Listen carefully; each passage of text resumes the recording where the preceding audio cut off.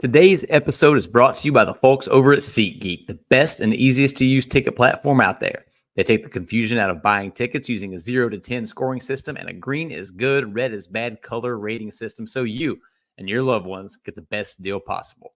So whether it's going to see our beloved Redlegs at Great American Ballpark, the Bengals over at Paycor, FC Cincinnati, one of the area college teams, or pretty much anything in between, use promo code Riverfront at checkout and receive $20 off your first order. Click the link in the show notes to download the app and get started. That's Riverfront, one word, for $20 off.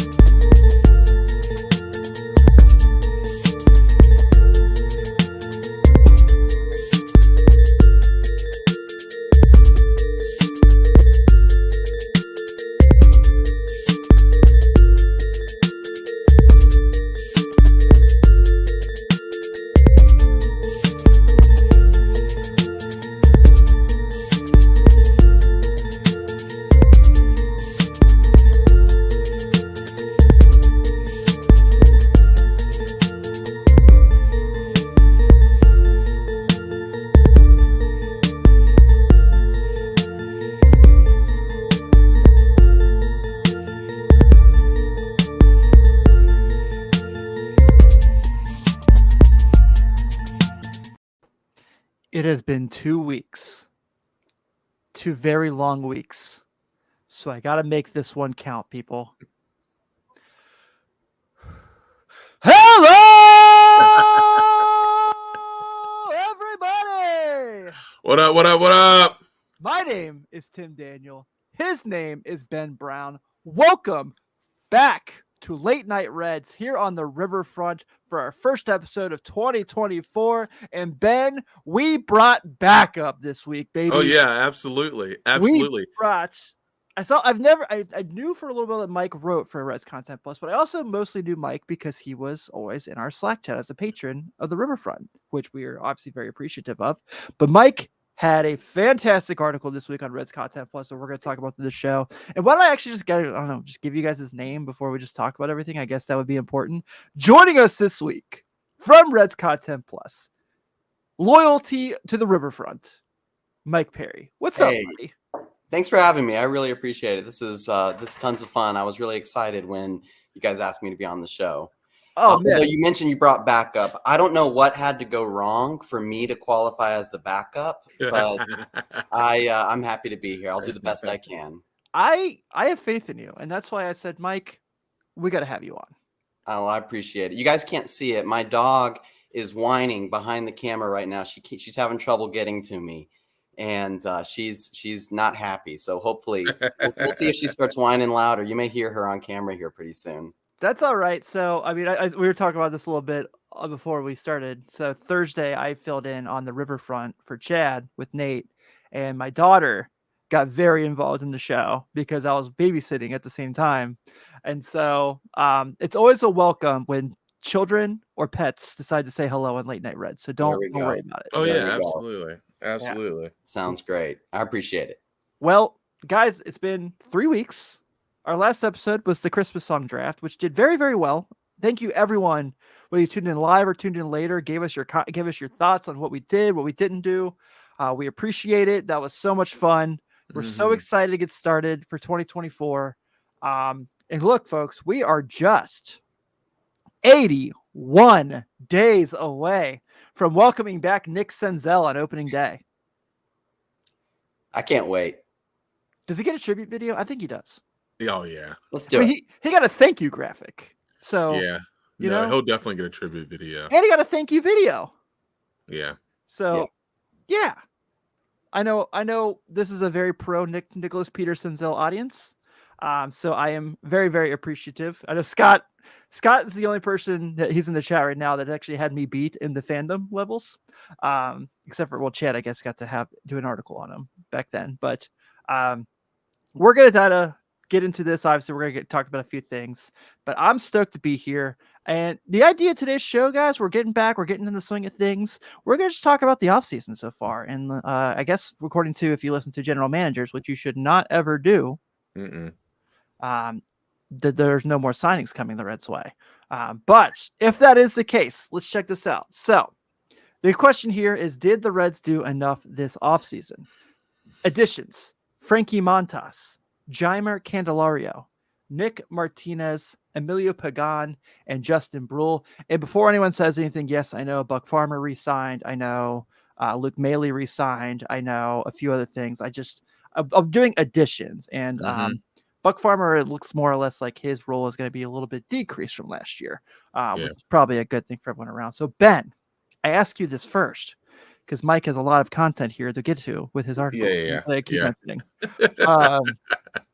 In your eyes, did this team do enough? And what I mean by enough is not necessarily are they going to win the World Series in 2024? Because obviously the answer to that is yes. Right.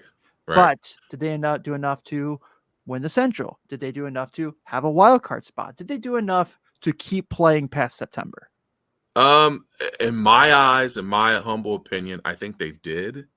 And only because I feel like they hit on things that they needed to hit on, which was pitching, another veteran, just things that they were looking to hit on in the offseason, they hit on. I know everybody was looking for the big home run swing, the big name, the big this. Like free agency isn't over. And I know the Reds say they're done spending money, but like you said, you can never listen to GMs when they say that stuff. There may be guys out there that are still on their radar. There's maybe still guys that they're talking to. You just don't know. But if you stopped right now and you looked at who they signed, they hit the spots they wanted to hit. They got the guys back that they wanted to get back. They signed the people that they wanted to sign. And I think that you got, like I said, you got a veteran arm, you got relief help, you got the things that you were looking, you got another infielder, which that was kind of strange. But they hit on things that they wanted to hit on. They brought some veteran guys in, knowing that some veteran guys were leaving, guys that have been a part of some winning things, winning attitudes, winning cultures. So for me, yeah, I think so. I think they did a pretty good job. Mike, what do you kind of feel about everything? Yeah, it's close. So if anyone reads the article, what you'll see is I look at projected weighted runs created plus and ERA plus, which is just a stat that compares players to the average. 100 is average. Anything above 100 would be above average. And I just wanted to see, if they perform to their projections, what would be the win-loss total of that team? And so the offense is projecting to be above average at about a 101 to 103, which would be like an 83, 84 win team, something like that. The pitching is projecting to be average right now. And so if you put the two of those things together, what ends up happening is you get a team that wins about 82 to 83 games. So basically last year's Reds. Now, this doesn't take into account other things like defense is not factored in here at all. The bullpen is not factored in at all. I think the bullpen is going to be improved this year over last year. It doesn't take into account, if they make any trade deadline acquisitions or anything like that. So what I say in the article is the 2024 Reds are Ellie De La Cruz. They've got a pretty high ceiling. They also have a pretty low floor, and they will be exciting every time they play. So that's my thoughts. After watching the Lakers for half a basketball season, I can't take any more high ceiling, low floor teams. So you're not really making me feel better, Mike. I'm with you. I've been a Reds fan my whole life, so I'm used to heartbreak and pain. And like, you know what? Let's not make it a stressful year. Let's win every single game. How about that? Yeah. I'm in. Let's make it boring because we're just that good. Yeah, I agree. Tim, what do you think about the moves? Like I feel like if you're looking at them against the Central too, I think that was a pretty cool thing that we made some moves and we're able to battle in the Central. What are your thoughts? Yeah, I think that's kind of the biggest thing in all this. If you look at St. Louis obviously gets Sonny Gray, and that just hurts on a Yeah, that personal does level. hurt. That one hurt. Yeah. But the other guys they added, Lance Lynn, Kyle Gibson, I'm not sitting there like, oh man, that's a needle mover. Though they're projected, I believe, to win the Central right now. If you look at Fangraphs, Milwaukee. Correct me if I'm wrong. I don't remember any moves they made. I don't think there was one. I mean, and they're dealing with Brandon Woodruff being gone for the year with his injury, and then all these guys that like are their kind of their main contributors. You've heard, well, they might not be on the team, Right. and so it's like, okay, so what? And they're a year older. There's that. I'm iffy on the Cubs, strictly in the case that I do believe we're going to end up hearing in the next couple of days they got Cody Bellinger back. It just kind of feels like it's trending that way at this point. And Justin Steele is really good. And I think Kyle Hendricks, depending the year, is either terrific or awful. But, what was their big move? They signed a backup catcher to a minor league contract with an invitation to Major League Spring Training so far. Yep. So that kind of makes you feel good. And then, of course, there's, my favorite team in the universe, the Pittsburgh Pirates, who still have Mitch Keller. And that's about the nicest thing you can say about them. Joking aside, I do really like Henry Davis. I don't know if they know what the idea is for him because he is a catcher, but he was playing right field last year, just to kind of get his bat in the lineup. I don't know if they heard, but the National League added a designated hitter in 2020. Maybe that might be a better option for him. David brings up a great point. I totally forgot. The Cubs really did have the second biggest acquisition in the Central, getting Craig Counsell. Yeah. So that was a huge get for them. And the Brewers not having their leader kind of makes things a little difficult. But yeah, I think compared to the Central, I'm very happy. I believe that they did a lot of right moves. You mentioned they didn't get the quote unquote home run swing. The idea is Frankie Montas is going to be the number one starter, which has shown the capability to be. I mean, he was a Cy Young candidate with Oakland his last full year there. I don't fault him at all for not working out with the Yankees. That happens, right? Yeah, I mean, absolutely. especially in the middle of the season trade, and then you're injured. That is a lot to overcome. So I'm excited about that signing. I'm excited how the contract plays out. Not that I necessarily care about money, but the options make it look even better. And I think, like you kind of said, like you suspect these guys are going to take a bigger jump, right? And you kind of think these guys taking that next step. I talked about this on Friday's show with Nate. Okay, at some point, Ellie De La Cruz was probably looking at film like, okay, where did things go wrong? And a lot of that was obviously, look, I played way more professional baseball than I ever have in my life. I got tired. Okay, how do I work to get stronger and stay more consistent through a season? I would suspect that with someone that talented, he's going to look at that.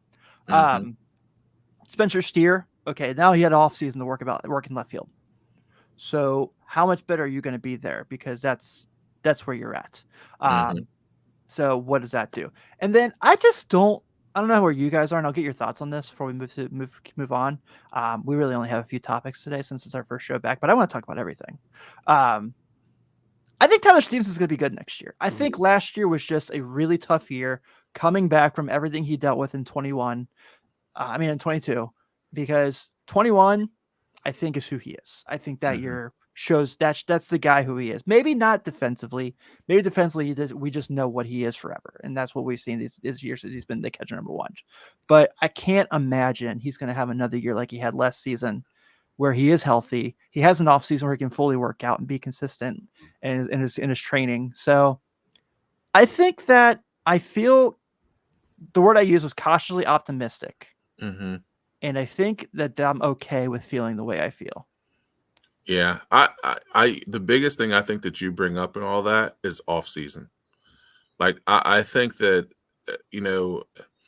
all those guys are professionals, and I get that. And all those guys are professional baseball players. They were in the minor leagues. They did all the things to get them there to where they were.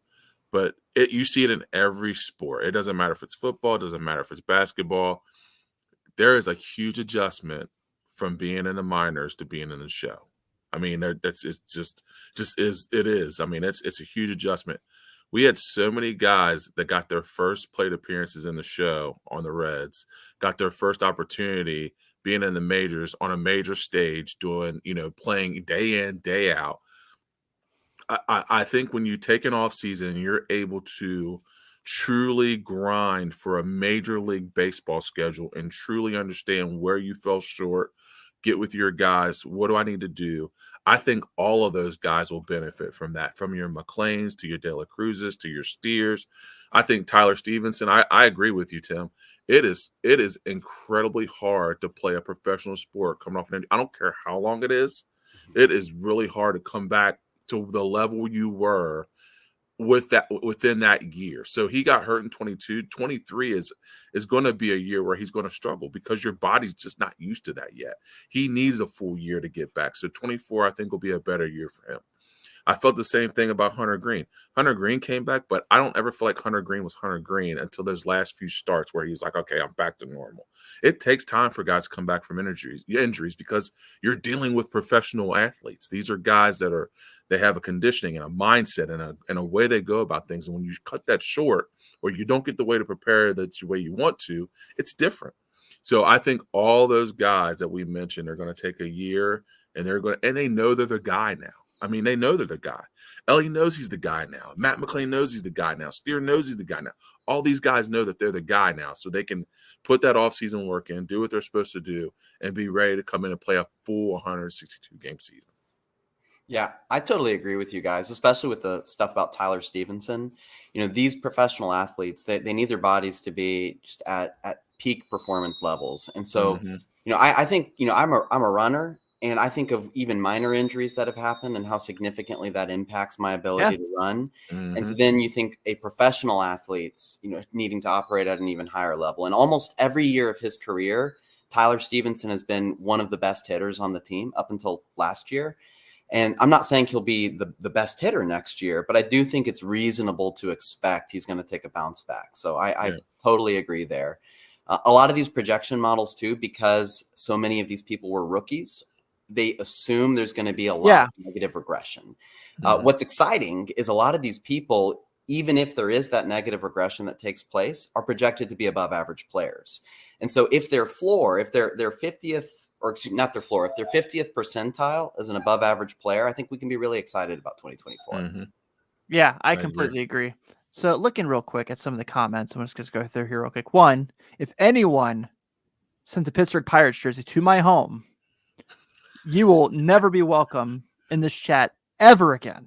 Hey, Tim, here. Hey, listen, I've got one better for you. I have and you will never believe this, but I had a connection where somebody sent me a Pittsburgh Pirate Pokey Reese jersey. I have one signed in my closet. Okay, that's the exception to the rule. It's Pokey. that we can be fine with. That's a great previous read. Oh, that's fun. Yes. Yeah. I have done the search multiple times to see if Pokey's consistently on social media to where I could send him a message to be on the show. Oh, dude. And it's always like, I think he has a Twitter account, but he hasn't updated since May kind of thing. Yeah. Like, son of a gun, because I would really love to have Pokey Reese on. Yeah. If I could just do a series where I just interview everyone from the 99 team, I would be all over that. Did you guys catch Seth Stainer's show that he did with Eddie Taubensee?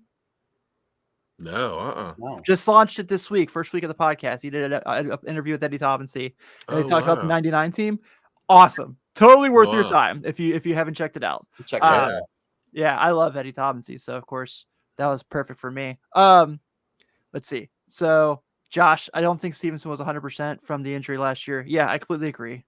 And then David saying you have to expect some regression from second-year players. Stevenson and India need to have bounce-back seasons to offset the regression that is sure to happen. Well, let's talk about that, actually.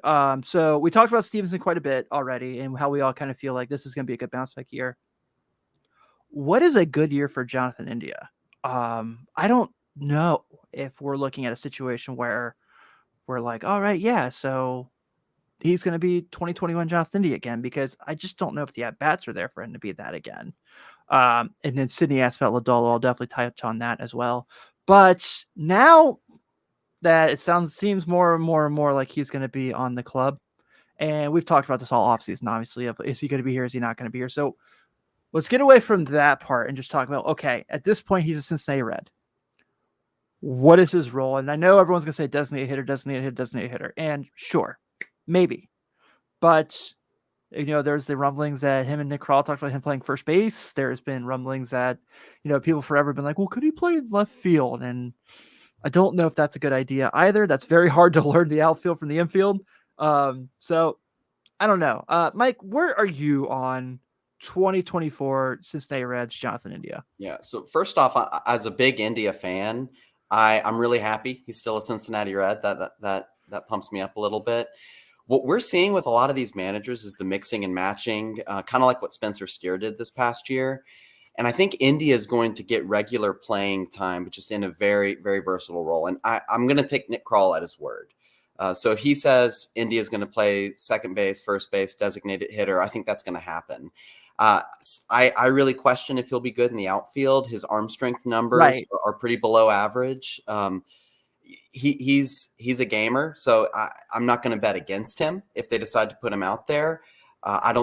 That's not what I would do necessarily. So I think that's going to be his role, is more of that super sub, kind of like what they tried or talked about doing with Nick Senzel, that they can move him around the field and have a really solid player that's starting at that position, give somebody else a day off, or maybe somebody sick, or it's a better matchup. That's the way I think they're going to use India. Yeah, I would agree with that. Yeah, I think that he'll be a mix and match guy. He'll be a guy that'll be he'll give you at bats when somebody needs a day off. He'll give you at bats when somebody just wants to rotate around. So yeah, I mean, I think that he's a guy that he's got enough professional at bats and enough leadership qualities to be able to benefit them in the clubhouse, as well as being able to give you good at bats, quality at bats anytime he comes up to the plate. So yeah, I think they'll just move him around some. It'll be infield or DH. Like you guys said, I don't think he'll play any outfield, but you never know. I'm with you guys. And I think too, Mike kind of made the point, he's a gamer. I think he's read all this stuff, right? He's read being counted out. He's read that, if the fan base was like playing with the trade machine and trying to get him traded every way possible for whatever ace the Reds need at the top of the rotation. I think that's going to fuel him. Yeah. Mm-hmm. Because, Ben, you've been around professional athletes. When they see stuff that, like, maybe they don't care about the clippings, but they can still use it as motivation. And so I think this is going to be kind of an India thing. Oh, absolutely. Yeah. Yeah. And, sometimes I wonder too. No, absolutely. Yeah, for sure. Yeah. Yeah. I wonder too, he was okay last year. He was decent, not as good as his rookie year. I wonder how much some of the trade rumors impacted him. Obviously, I haven't talked to him, so I don't know that. I don't know what it's like to be him. Maybe it didn't bother him at all. If I put myself in his shoes, that would really bother me. If I was hearing rumors of, hey, Micah, your company is going to trade you, and you're going to be going across town, blah, blah, blah. And that would really bother me, and that would impact my performance. And so it just makes me curious. And this show of confidence in keeping him, are we going to see a bit of a bounce back, something more reminiscent to his rookie year? I'm just curious about that. Yeah, I am too. Okay, I know we've had the Ladola question. I do want to get to that. But now that we're just kind of going through all this, I just have one other one. What is a realistic expectation for Jose Barrero for 2024? Because he's out of options. And Nick Senzel's gone. So what is good for Jose Barrero? Is it just being on the big league roster all year? Is that the success for him? That's tough. It hurts because I've been a fan of his all throughout the minor leagues. Same. I want him to be super successful. I just haven't seen it. Some players are great 4A players. I hope that he could be awesome at the big league level. I just haven't seen it. So yeah, if he's on the roster, I'm going to assume that means he's productive and playing well, and I'm going to be happy for him for that. So Mike, I know this is your first time on the show, but we have a Barrero rule. Just let your soul glow. Just let it shine through. Just let your soul glow, baby. Feeling oh so silky smooth. Just let it shine through. Just let your soul glow. Soul glow. I don't know how many more times I'm gonna have to play that. Between one, I don't know how long he's gonna be on the big league roster, and two, we're very close to being able to be monetized on YouTube. So, Yeah, right. oh man, I agree though. If you look at these, you mentioned 4A players, right? Stuart Fairchild, prime example of that, right? Mhm. Can he be as productive as Stuart Fairchild was last year? If he's that, I feel really good about him. If he's better than that, I feel great. But I don't know if that's promising. Because look, you mentioned if you see the guy in person, he's built like a tight end. Like he Mhm. looks like he's gonna like run, like he's gonna be playing with Joe Burrow next year. And he looks like, and I think we've seen the athleticism. I mean, there's a reason they put him in center field. It wasn't just to get his bat in the lineup because we knew that wouldn't be helpful. But I think that he can definitely be. He's going to get a shot to be Stuart Fairchild this year. He's going to get a shot to be Nick Senzel this year. Mhm. Can he capitalize on that is going to be the big question because, yeah, he can play second base. He can play shortstop. Can he play second base? Did I make that up? I know he's played shortstop in the big leagues. I know he's played a little third base and some center field. Mhm. And I don't want to ever say like someone could just very easily just put him in this position and everything's going to be fine Mhm. because that is very much not fair to these athletes. Look at Nick Senzel's career. But I do, he's, like I said, he's going to get the chance and I really hope he can make something happen with it because I want him to do well too. Of course I want him to Mhm. succeed. He hits Absolutely. bombs for miles. So Yeah, I will say I've got a cool Jose Barrero memory where I was on a work trip to Atlanta and the Reds were in town, and I got to see him hit this like light tower home run, and that was really really fun to see. So he'll always have a special place in my heart, even if just for that. yeah, Nick Senzel hit a home run on my birthday this year. That There was you pretty go. awesome. So it just furthered the leadership and the love I have for him as a player. Well, man, we have a lot. I know 80 days is not as long as it sounds, but we still have a lot of time to talk about baseball. Sydney asked, what's realistic expectation for Nick Lodolo this year? And that is maybe the trickiest question of all the starters. I talked about this again, not to kind of keep harping on what happened Friday, but I've been pretty open that I expect Hunter Green to have a great year. I think that he's going to take that next step. I think that this goes back to another thing we talked about earlier. He had an offseason where he's healthy. Mhm. And we've seen these stretches with him where he is elite. And I know that's a crazy word to use. I compared him to Jose Fernandez recently and just having that much talent. I think that is possible. I think he might have more talent than Fernandez had. God rest his soul. But I think that Green's going to be great. I suspect Ashcraft's going to have a really good year. You saw that at that stretch when he came back off the IL last year. He was really good for a month and a half or so. Mhm. And then, of course, whatever they decide to do with Nick Martinez, and I think I believe in Frankie Montas. So Lodolo, this is very fascinating because he's that lefty guy you need in the rotation. He's ideally the exact number 2 or 3 starter left-handed pitcher you need that you feel good about if, say, you're in a game 3. The idea of Nick Lodolo is perfect, but you need Nick Lodolo to be on the mound. Obviously, we know he's not going to blow people away with 97, 98, 99 on the gun, but the way that he's so crafty with some of his off-speed stuff is so fantastic. So you obviously want that. I've seen some people discuss the idea of him coming out of the bullpen. I think that's kind of silly. I can't imagine the Reds are up for that game plan if they don't have to be. But where are you guys at? What do you suspect? Ben, I'll start with you from Lodolo for 2024. I think he's your 3-4 starter. He's a guy that I think you've already mentioned it. He's pretty crafty. When he was in there, when he was available, I loved his pitch selection and when he threw pitches. I loved his location. And I know he's not going to blow you away with a whole bunch of speed, but the way he was able to locate his pitches, he got a lot of ground ball outs, did a lot of different things. So I still think he's a starter. I do too. But yeah, I like Nick Lodolo when he's healthy. I really do. If you look at the Fangraphs projections for the starting rotation, Lodolo projects as the most effective starter.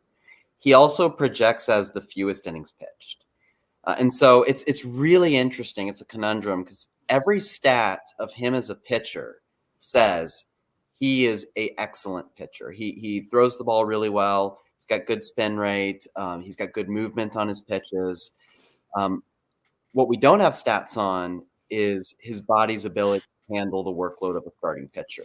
And so the question is, would you rather have Lodolo for 50 innings as a starter or 60 innings as a reliever potentially? I think you got to give him another chance to be a starter just because he is that talented that if his body can handle it, you got to give him that opportunity. But if he gets hurt again or gets some extended time on the injured list, might be a better way to say it, then I think it might be time to have the bullpen conversations. Yeah. That's what Joey Gadisa kind of asked about Brandon Williamson. I like him as a second lefty in the pen. He can start too if need be. He could be real valuable. Yeah, I think he's a major league pitcher. I think he proved that last year, no matter what role they have him in. I mean, I love him. I thought that there's so many things I love about him. The fact that he attacked batters, the fact that he did not take shit if you talked about him on social media. Respect that, specifically from newspaper writers.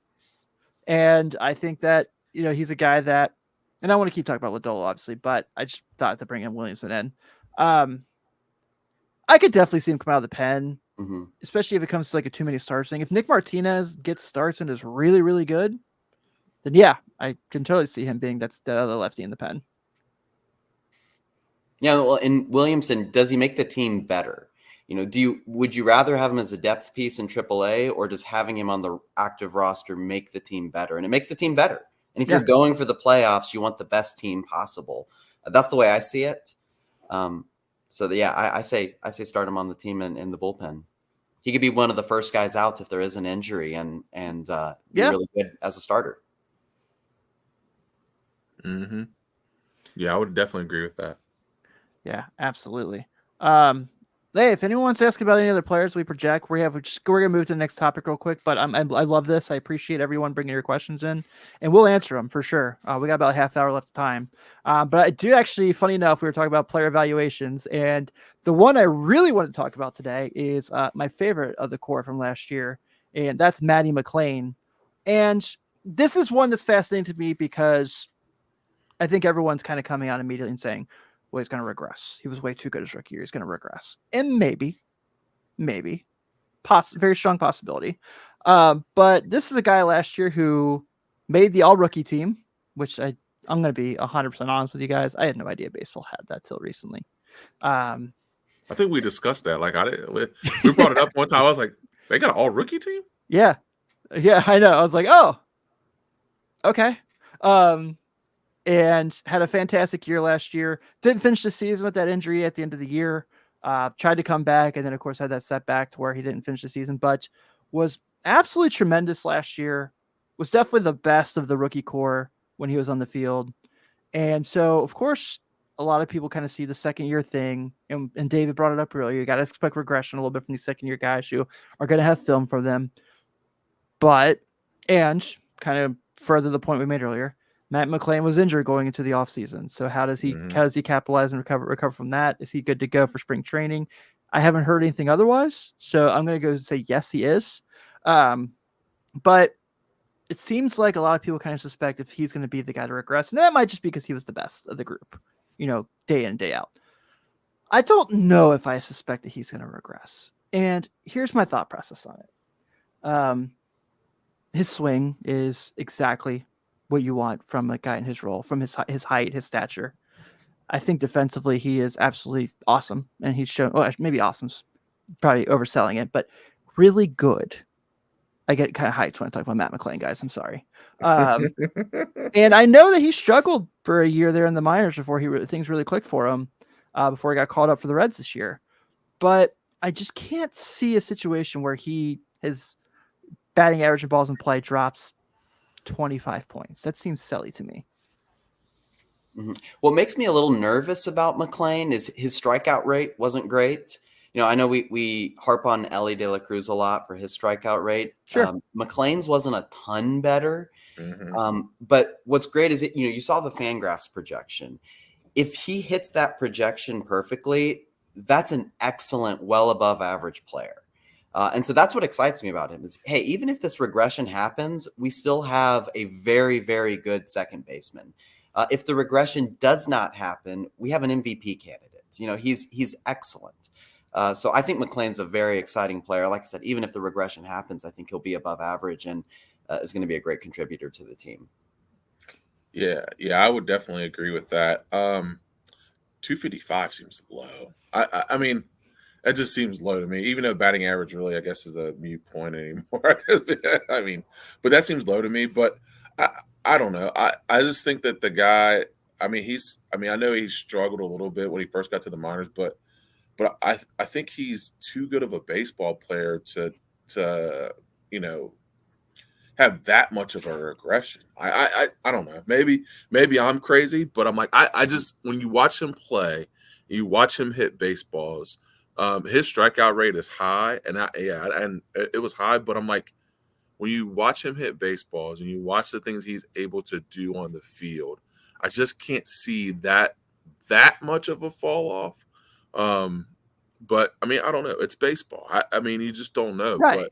But like, I just think that he's a really good baseball player. He's great. And like you said, you brought up a great point, Mike. Like, if he hits what the Fangraph says, then he's going to be a good player.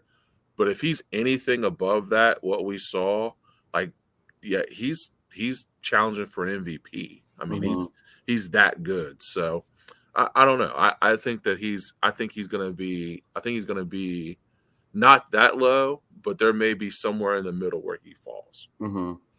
I need him to be really, really good because I want the Reds to be good, but I need Ellie to be better because in my fantasy baseball league, trade him for Ellie. Believe me, I get that conversation very much. And I traded McLean to my dad. So if Ellie is the better player next year, I won against my dad. So there you go. You need Ellie to be the better player. Is there? I mean, honestly, though, like, and this I guess is just a question in general. Like, we've got a long time to talk about all this stuff, but 80 days, Michael, 80 days plus. But like, I would assume that Ellie is going to be better, like this coming season. But I think that his projections. I didn't, like I said, I didn't look at his projections or anything like that. But I would just assume that he's going to be better with all the things that he's going to be able to do in the offseason and things like that. I think that he'll be. I do too. Top notch. Yeah. He's so talented. He's figured it out at every level. If I was going to bet money on one of these players to outperform their projections, Ellie's the guy I'd put the money on, just because he's shown it all throughout the minor league. So I think he's going to put it all together. Yeah, I would agree with that. Yeah, I just think that I think the big thing for me for Ellie De La Cruz mostly is the mental portion of it. I do think you mentioned Mike; he always figures it out at every level. I also think that a lot of his errors might have been just him maybe taking the offensive struggles with him to the field. So I think we're going to kind of move from those because a lot of those errors were just simple plays where he overran a bounce ball or he didn't have the switch from glove to throwing hand. I think he's going to get through those. Yeah. I just feel like that's and you see this happen in baseball all the time. So I completely agree with that. Couple comments real quick. So David actually said, you can also expect him to adjust and pitching to be better than the US in the second half. Yeah, absolutely. I mean, if Ellie De La Cruz's ceiling is hits, he's the best player in baseball. If he's like just under his ceiling, he probably is still an MVP. What is this? What is he if he doesn't hit his ceiling and he's just very, very like right underneath it? Is he Julio Rodriguez? Like, yeah, I'll take Julio Rodriguez playing in the infield. I'll live with that. Is he? But yeah, I think that's kind of the thing for sure. Seems like everyone seems to agree with what Ben's saying on Matt McLean, us included. So, I don't know. I think if I had I don't like to like bet on guys that not be good, obviously, or regress. I feel like that's the opposite of being a fan. And we're positive people here at the Riverfront now. Yes. Yeah. The Positive. billboard changed everything. I don't know if you guys heard or not. Man, we still get shit for that stuff. I wasn't even here. But I kind of feel like Steer is my most likely to regress, but I still think he's above average. I still think he's really, really good.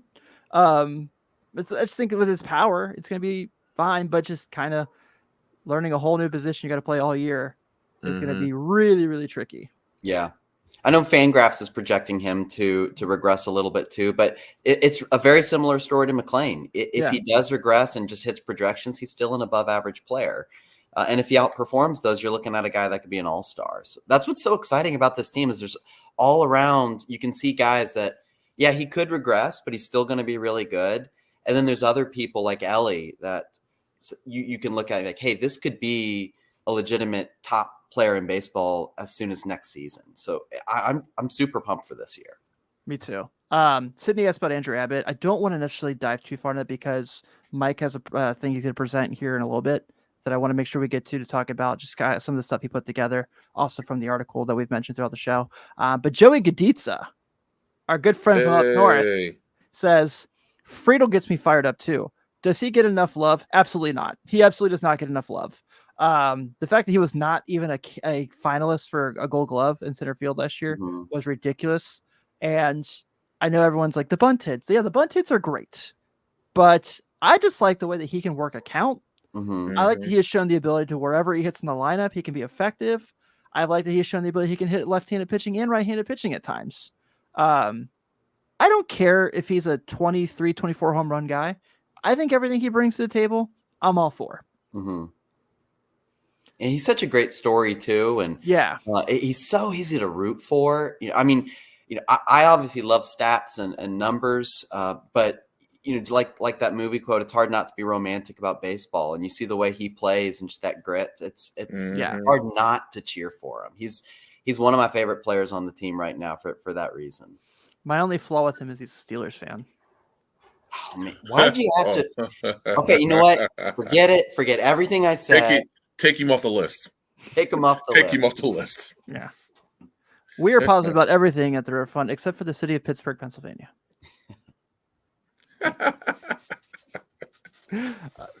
So, final thing before we get out of here, and please keep these questions going. I know Mike's happy to answer the ones that we have about this. So, you had made a slide that we unfortunately could not get into my presentation today. So, if you don't mind, do you mind sharing that, and you can kind of just go into the discussion of what we're seeing on this? Yeah, give me 1 second. I got to figure out how to share the screen again. We found out during this time that Ben does amazing karaoke.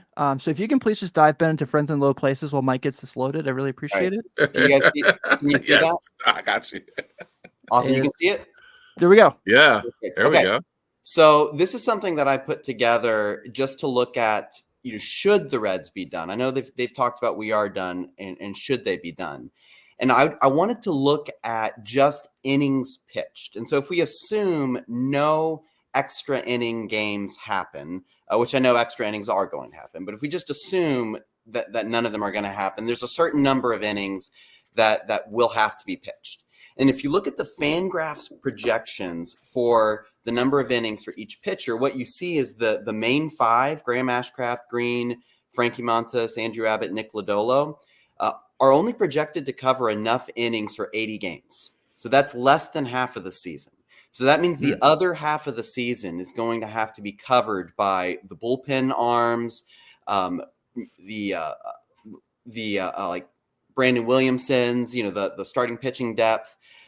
And I looked at all the people that I thought would be at the big league roster, and that still only covers 77 games. So 5 games, 5 innings worth of games is a better way to say it, are going to be covered by these players that are going to be on the taxi squad, going up and down, the Daniel Duartes of the world.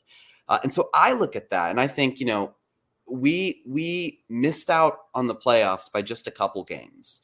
Do we really want 5 innings or 5 games worth of innings being pitched by these taxi squad players?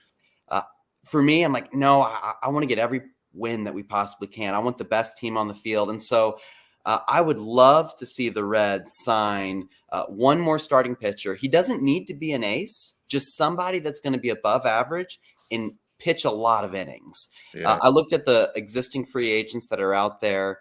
Jordan Montgomery is one. He's probably way outside of our price range at this point, but he's projecting for close to 200 innings pitched. Marcus Stroman would be another one that would be really interesting.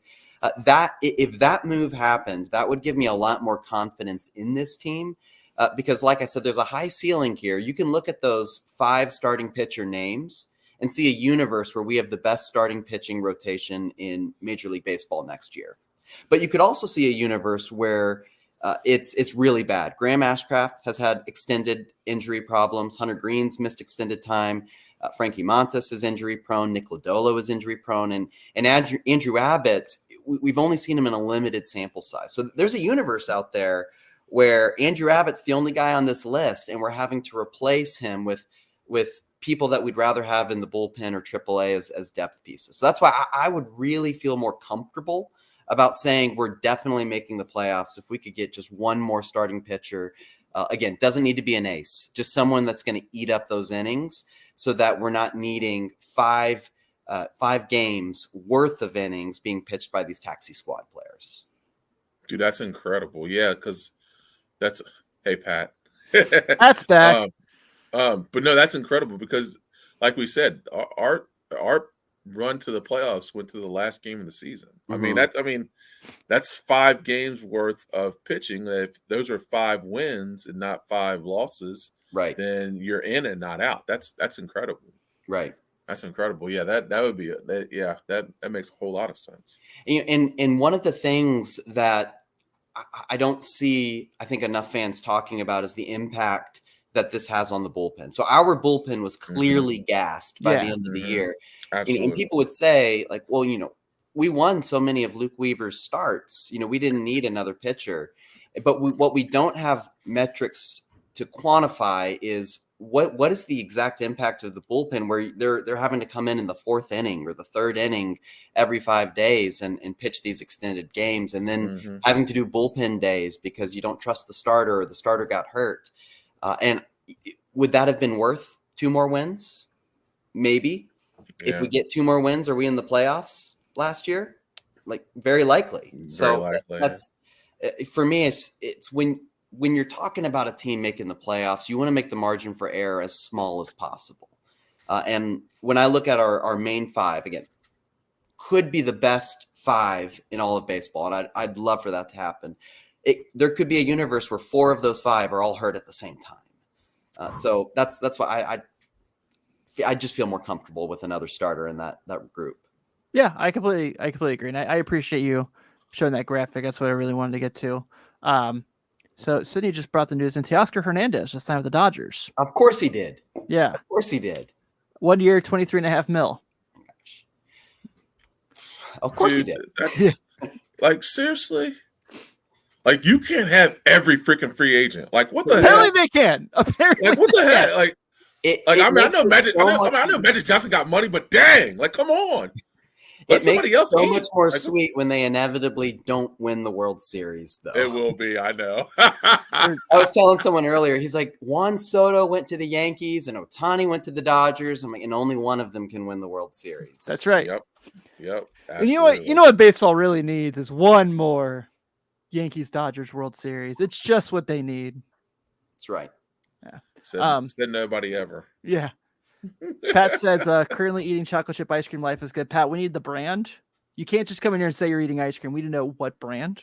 It's a very important conversation. That is. David says, most market teams will have the same issue with covering innings. I don't think that's necessarily the issue here that Mike's saying, because, yeah, that's very likely. But I think that it's, this is all about comfortability and, like you said, like lessening that error, that margin for error. So I am all for that. I don't necessarily hate this idea. That's why Williamson and Phillips should be in AAA if they don't make the rotation. We need them stretched out and ready versus the bullpen. Sure, but I talked about earlier with Brandon Williamson, I think that he should be on the big league roster, no matter what role it is. Am I going to be mad if they say, hey, we're going to keep you in Louisville to start and kind of keep stretched out? I'm fine with that too. I just think that he has earned the right to at least break camp on the big league roster in some sort of form. Private selection from Kroger. Okay, Pat, we can get down with that. Absolutely. And Sydney says, of course, looking forward to the Dodgers to losing to us in the playoffs. Right. I'm all for that. Yes. Indeed. Yeah, this is there's a lot to kind of go through here. I think we kind of covered on a lot of things.